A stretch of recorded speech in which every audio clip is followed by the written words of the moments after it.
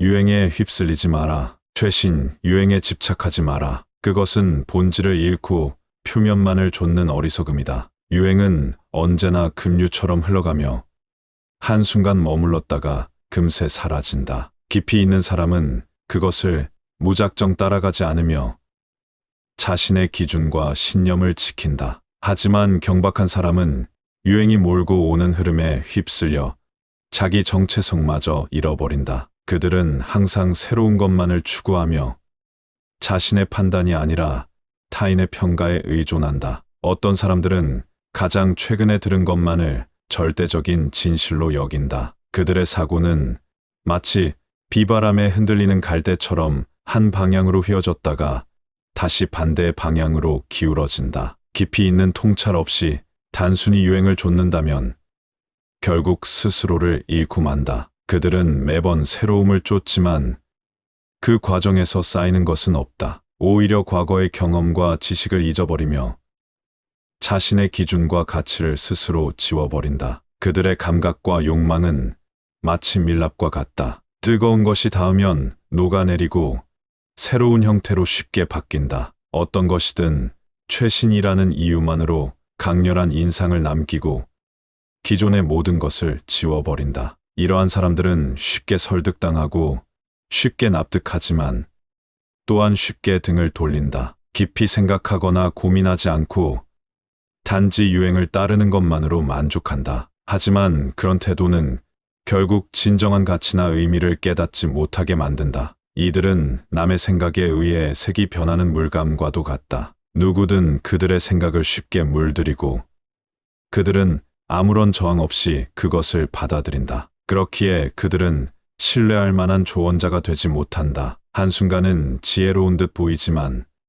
다음 순간에는 완전히 다른 말을 하며 앞뒤가 맞지 않는다. 그들의 말과 행동은 일관성이 없으며 그때그때의 분위기에 따라 달라진다. 마치 성장하지 않는 어린아이와도 같다. 어린아이는 매 순간 새로운 것에 현혹되며 오래된 것을 금세 잊어버린다. 그들에게는 흔들리지 않는 기준이 없으며 깊이 있는 성찰도 없다. 따라서 그들의 판단과 애정은 변덕스럽고 언제나 흔들린다. 조금만 상황이 달라져도 다른 것을 좇으며 결국에는 아무것도 자신의 것으로 만들지 못한다. 의지도 판단도 비틀거리며 이쪽 저쪽으로 기울어지는 사람은 결국 자신의 길을 찾지 못한다. 그들은 한순간은 어떤 것에 열광하지만 곧이어 다른 것에 빠져들며 이전의 열정을 완전히 잊는다. 그렇게 흔들리기만 하는 삶 속에서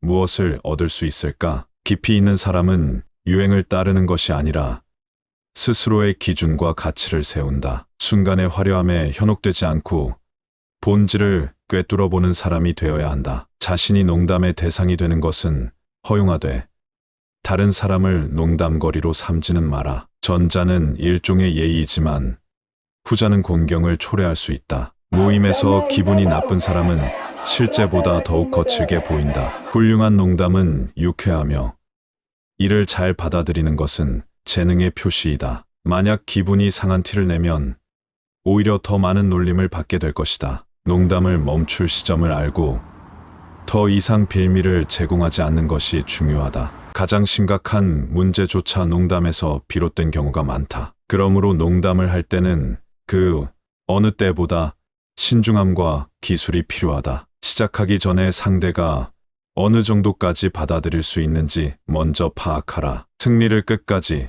완수하라. 일부 사람들은 시작하는 데에는 온 힘을 쏟지만 끝맺음은 하지 않는다. 변덕스러운 성격 탓에 시작은 하지만 지속하지 못한다. 그들은 꾸준히 해내지 않기 때문에 결코 칭찬을 받지 못한다. 이들에게 모든 일은 끝나기도 전에 끝난다. 스페인인은 조급함으로, 벨기에는 인내심으로 알려져 있다. 벨기에는 일을 끝내고 스페인은 일을 끝장낸다. 스페인인은 어려움을 극복할 때까지 땀을 흘리며 극복하는 것만으로 만족하지만 승리를 끝까지 이어갈 줄은 모른다. 그는 해낼 수 있음을 증명하지만 하고 싶어 하지는 않는다. 이것은 언제나 결점이다. 이는 변덕스럽거나 무모하게 불가능한 일을 시도했다는 것을 보여준다. 가치 있는 일이라면 끝까지 완수할 가치가 있다. 끝맺을 가치가 없다면 애초에 시작할 이유도 없다. 지혜로운 사람은 단순히 사냥감을 쫓는 것이 아니라 결국 사냥을 완수한다. 순진한 비둘기처럼 굴지 마라. 비둘기의 순수함과 뱀의 지혜를 번갈아 사용하라. 착한 사람만큼 속이기 쉬운 사람은 없다. 거짓말을 하지 않는 사람은 다른 사람의 말을 쉽게 믿고, 속이지 않는 사람은 다른 사람을 신뢰한다. 속는 것이 항상 어리석음을 의미하는 것은 아니다. 때때로 그것은 선함을 나타내기도 한다. 위험을 예측하는 데 뛰어난 사람은 두 종류다. 자신이 대가를 치르며 배운 사람과 타인의 대가로 많은 것을 배운 영리한 사람. 어려움을 피하는데 영리한 것만큼 그것을 예측하는데도 신중해야 한다. 너무 선량하여 다른 사람에게 악을 행할 기회를 주지 마라. 뱀과 비둘기 두 가지 모습을 지녀라. 괴물이 아니라 경이로운 존재가 되어라. 때로는 비상한 감각으로 사고해야 한다. 이는 뛰어난 재능을 나타낸다. 늘 당신에게 반대하지 않는 사람을 높이 평가하지 마라. 그것은 그가 당신을 사랑한다는 뜻이 아니라 자기 자신을 사랑한다는 뜻이다. 아첨에 속지 마라. 보상하지 말고 오히려 비난하라. 비판을 받는 것을 영광으로 여겨라. 특히 선한 사람들을 험담하는 자들에게서 비판을 받는다면 더욱 그렇다. 자신의 일이 모든 사람을 만족시킬 때는 오히려 불편함을 느껴야 한다. 그것이 결코 뛰어나지 않다는 신호이기 때문이다. 완벽함은 소수에게만 속하는 법이다. 요청받지 않은 설명은 하지 마라. 설명을 요청받았다 하더라도 지나치게 성급하게 하는 것은 어리석은 일이다. 요구받기 전에 변명을 하는 것은 스스로를 죄인으로 만드는 것이며, 건강한 상태에서 스스로 피를 흘리는 것은 병과 악의를 불러오는 일이다. 미리 변명하는 것은 잠자고 있던 의심을 깨우는 것이다. 신중한 사람은 타인의 의심 앞에서 눈을 깜빡이지 않는다. 그것은 오히려 모욕을 자초하는 행동이기 때문이다. 그는 단호하고 올바른 태도로 감정을 숨겨야 한다. 조금 더 알고 조금 덜 살아라. 어떤 사람들은 그 반대를 말한다. 잘못된 일보다 올바른 여가가 더 낫다. 우리가 진정 소유할 수 있는 것은 오직 시간뿐이며, 그것은 무력한 자와 집 없는 자들의 유일한 안식처이다. 삶은 소중한 것이며 기계적인 일에 허비하는 것도, 너무 고상한 일에 지나치게 시간을 쓰는 것도 어리석다. 과도한 일이나 질투로 스스로를 짓누르지 마라. 그러면 삶을 짓밟고 영혼을 질식시킬 것이다. 일부는 이 원칙을 지식에도 적용하려 하지만 알지 못하면 살아갈 수도 없다. 끝마쳐야 할 때 삶을 시작하지 마라. 어떤 사람들은 처음부터 쉬고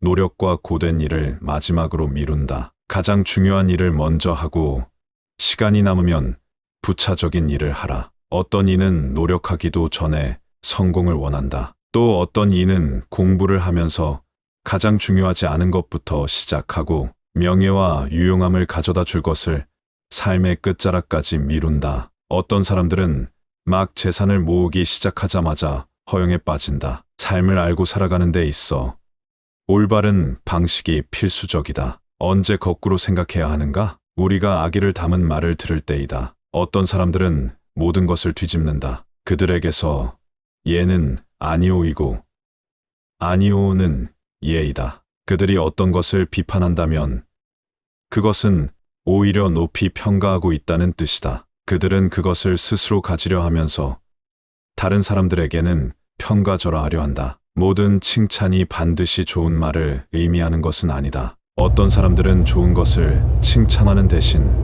나쁜 것을 칭찬함으로써 좋은 것을 회피한다. 누구도 나쁘다고 여기지 않는 사람은 결국 누구도 좋다고 여길 수 없다. 신적인 방법이 존재하지 않는 것처럼 인간적인 방법을 사용하고, 인간적인 방법이 존재하지 않는 것처럼 신적인 방법을 사용하라. 위대한 스승이 준 이 조언에는 더 이상의 설명이 필요하지 않다. 완전히 자기 자신만을 위해서도 완전히 타인을 위해서도 살지 마라. 이는 천박한 형태의 독재와 같다. 만약 온전히 자기 자신에게만 속하고자 한다면 모든 것을 자신만을 위해 원하게 될 것이다. 이런 사람들은 사소한 일조차 양보할 줄 모르며 자신의 편안함을 조금이라도 포기할 줄 모른다. 그들은 결코 다른 사람들의 호의를 얻지 못하며 오직 자신의 행운만을 믿고 거짓된 안전 속에 머문다. 때로는 다른 사람들에게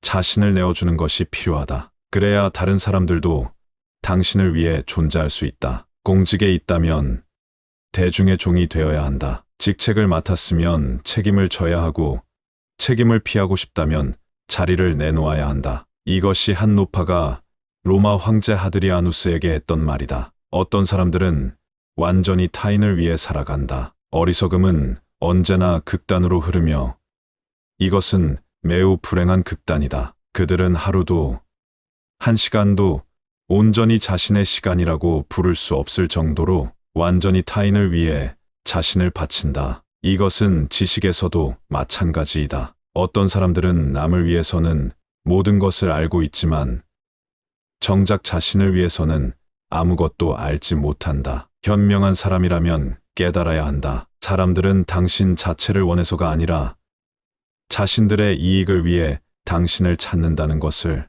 그들이 관심을 갖는 것은 당신이 그들에게 무엇을 해줄 수 있는가 하는 점이다. 자신의 생각을 너무 명확하게 표현하지 마라. 대부분의 사람들은 자신이 이해하는 것에 대해서는 가치를 두지 않으며 이해하지 못하는 것에 경외감을 느낀다. 가치 있게 보이려면 사물이 어려워야 한다. 사람들이 당신을 이해하지 못하면 오히려 당신을 더 높이 평가할 것이다. 존중을 얻으려면 상대가 요구하는 것보다 더 지혜롭고 신중한 사람처럼 보여야 한다. 그러나 그 정도는 적절하게 조절해야 한다. 지적인 사람들은 지성을 중요하게 여기지만 대부분의 사람들은 일정한 수준의 난해함을 요구한다. 그들이 당신의 뜻을 완전히 파악하지 못하도록 하라. 그래야 비판할 기회를 주지 않게 된다. 많은 사람들이 이유를 설명할 수 없음에도 불구하고 칭찬을 한다. 그들은 숨겨진 것이나 신비로운 것을 숭배하며 단지 다른 사람들이 칭찬하기 때문에 그것을 칭찬하는 것이다. 작은 악이라고 해서 경시하지 마라. 악은 결코 홀로 오지 않는다. 행복이 그러하듯 언제나 연쇄적으로 따라온다. 행운과 불운은 대개 이미 넘쳐흐르는 곳으로 더 끌려간다. 대부분의 사람들은 불운한 자를 피하고 행운이 있는 곳으로 다가간다. 심지어 순진한 비둘기조차 가장 하얀 비둘기 집으로 날아간다. 불운한 사람은 아무것도 가지지 못한다. 그는 자기 자신도 이성도 위안도 부족하다. 잠자고 있는 불행을 깨우지 마라. 처음에는 사소한 실수일지라도 결국 치명적이고 끝없는 추락으로 이어질 수 있다. 완전히 실현된 선이 없듯이 완전히 끝난 악도 없다. 하늘이 내린 불운은 인내로 맞서고 세상이 주는 불운은 신중함으로 대처하라. 선행을 베푸는 방법을 알아라. 조금씩, 그러나 자주 행하라.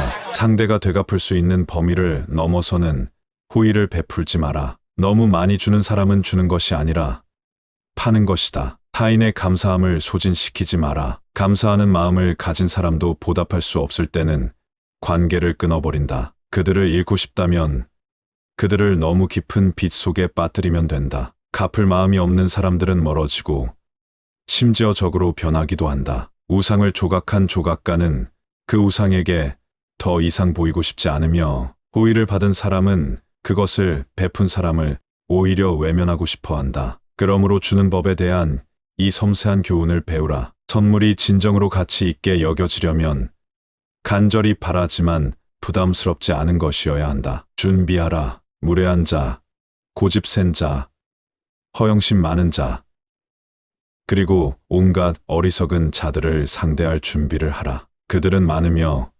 신중함이란 결국 그들을 완전히 피하는 데 있다. 매일 아침 자신의 신중함을 비추는 거울 앞에서 몇 가지 결심을 하라. 그러면 그들의 공격을 막아낼 수 있을 것이다. 예측력을 발휘하라. 천박한 우연에 의해 당신의 명성을 위태롭게 하지 마라. 신중함으로 무장한 사람은 어리석음의 공격을 받지 않는다. 인간관계는 예리한 암초로 가득 차 있어 당신의 명성이 좌초될 위험이 있다. 가장 안전한 길은 방향을 바꾸는 것이며 이를 위해서는 오디세우스의 지혜를 빌리는 것이 필요하다. 이때 필요한 것이 바로 교묘한 회피이다. 그리고 무엇보다도 관대함과 예의를 활용하라. 이것이 가장 짧은 시간 안에 어려움을 해결하는 길이다. 관계를 완전히 끊어버리는 것은 피하라. 그렇지 않으면 당신의 명성도 산산조각 날 것이다. 누구나 훌륭한 적이 될 수 있지만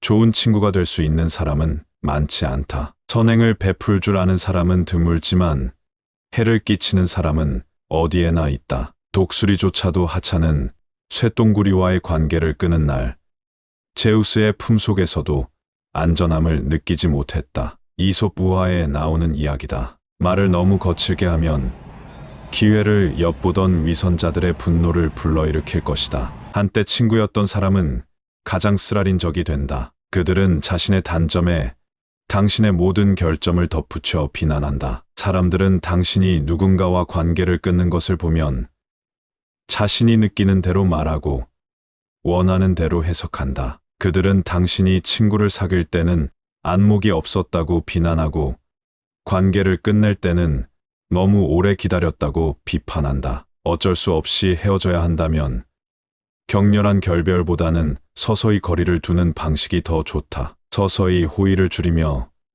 정당한 이유를 만들어 부드럽게 마무리하라. 불행을 함께 나눌 사람을 찾아라. 그렇게 하면 위험한 상황에서도 결코 혼자가 되지 않을 것이며 타인의 모든 저기를 혼자 감당할 필요도 없을 것이다. 어떤 사람들은 모든 것을 혼자 감당하려 하지만 그 결과 비난까지 온전히 떠안게 될 뿐이다. 그러므로 당신을 용서해 줄 사람이든 고난을 함께 짊어질 사람이든 곁에 두어라. 행운도 군중도 두 사람을 공격하는 데는 더디다. 의사가 잘못된 치료를 했을 때 함께 장례를 치를 동료를 찾는 것은 실수가 아니다. 그들은 짐과 슬픔을 나눈다. 왜냐하면 혼자 감당하는 불행은 두 배로 견디기 어렵기 때문이다. 모욕을 예측하고 그것을 호의로 바꾸어라. 복수하는 것보다 피하는 것이 더 지혜롭다. 잠재적인 경쟁자를 신뢰할 수 있는 동반자로 만드는 것은